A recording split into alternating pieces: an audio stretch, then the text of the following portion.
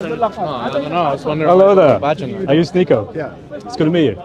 I'm a Christian. Do you mind if I have a dialogue? Hi, brother. Hello. We got a Christian but ethno-nationalist over there. Will you be interested? You know who? Guy with the ribbon. And... Shall we? Maybe. Yeah. Oh. He looks Jewish up there. Yeah, let's talk. Sure. You see. Sure. So I was wondering what your perspective was about the preservation of the Bible and the Quran. Right. The Quran has never been changed. Never been changed. So there's only one Quran. Yeah, there's only one version of the Quran. Only one version of the Quran. Yeah, and since then, like, people have been able to recite it, even if all the Qurans were burned, we'd be able to. Right. Because the oral tradition, you know exactly what it is, so you can recite it. I can't recite it, but people can memorize it. Yeah. Right. Yeah, brothers can. So do you accept that there's 10 qira'at of the Quran, 10 different readings? Sure. Okay, but those 10 different readings are obviously different, right? Okay. So if they're different, then there's not one Quran, there's 10 Qurans. Okay. So do you take that back, that there's only one Quran? That's the first time I've heard that. Well, no, I mean, I said it to you, you accepted it, so I assume you know about it, right? You're not just taking my word for it. What are the 10 versions? No, so there's different recitations, just like there's different accents. There's a British accent, there's a Texas accent, there's an English accent. They're not accents. Different accent.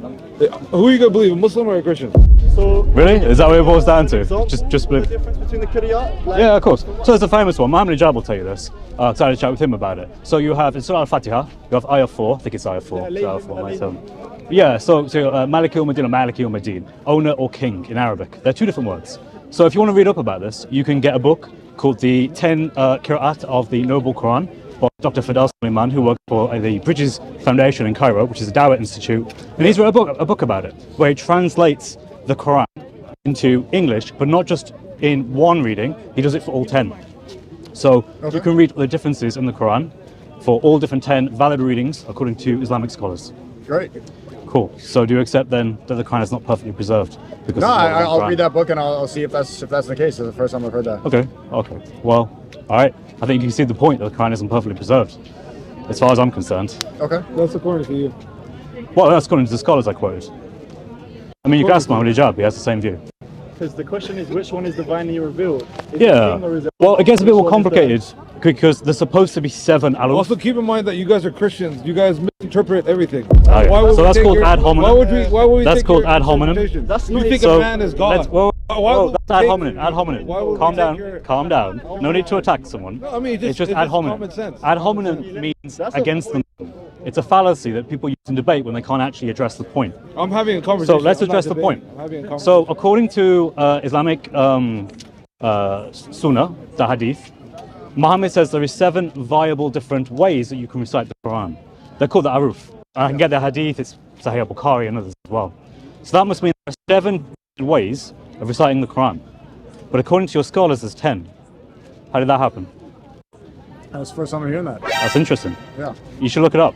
Because what people are saying is that actually, Uthman canonized the Quran. Do you know about that canonization process? No. Okay, so the third caliph. People like that. Yeah, so Uthman put together a committee around 652 time to around 656. And he put together this committee to collect different Quranic materials from different places, because there were reports of people arguing about what the Quran was, because they differed. He then decided to standardize it into one Qurayshi dialect, to one standard reading. And then he burnt all the other Quranic materials and he sent it out to the 5 different cities. So you had Kufa, Sham, Medina, Mecca, and so on. My point is that if there's meant to be 7 readings, where are they? I don't know. Where do you think they are? I think they were destroyed. I think that 6 out of 7 valid readings for your Quran are destroyed and they're not preserved. They are within all the recitation we have today. 6 out of 7 is the majority. It's a vast majority. Who do you think destroyed them? This is my good friend Sam. Really good guy. Love him. Absolutely love Who do you think destroyed them? Uthman. Why do you They are within. I don't know. We don't know. I mean, it's a scholarly question. We don't actually know what Uthman destroyed. It just says that there were Quranic manuscript material that was destroyed. It was burnt, but they never elaborate on what that was. So in effect, you don't think you're just projecting about how all the is this another ad hominem? Just a another ad hominem? Okay, so ad hominem. Projecting? That's a Because how all the Bible. Hold on. You don't think you're just projecting? Hold on. Your Got a Speaker's Corner. That's a two-core fallacy. You're just projecting your insecurity. Ad hominem. Ad Brother, hominem. that's a two-core fallacy. Whether it was or was not the case that the Bible was preserved or not. Because that's why I know it's about Christians. You guys just project Hold on, I was still. your insecurities about your Right, religion. you going? onto Muslims. Whoa, you going? He walked off. Right. Quran, and That then was the you say, quickest well, what debate about ever. the Bible? That's fallacious as well. Have you basic I like don't logical know. fallacies? I'm a conversationalist. I don't have debates. Do you want to debate? Do you want to debate? Do you want to I don't debate? know how to debate. I don't know how. You know when? Yeah, because that's what you tried to do Sounds to me bad. as well. You tried to turn it on Don't you to think us you're instead of answering like the questions, number one right? objective? Would you like to debate? Done, No, I don't. No, you don't I'm not. question. I'm just good. I think you have intentions. Of Yeah, I just generally want Muslims to know what scholarship says, and then they can make their own mind up. Yeah, I think that's a good way to approach it. Good. All right, take care.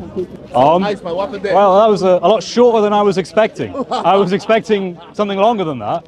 I came in with basically 2 points, that there is not one single Quran. There's a very minimum 10, according to the scholars of today. I quoted a source, I quoted a book that he could read this from. There are 10 different qira'ats. So he said, I have no idea. And then, which I kind of hope would be, he'd know a bit more by now. I know he's been a Muslim for, I think, maybe over a year or something like that. I don't know, but someone hasn't told him the truth about the Quran.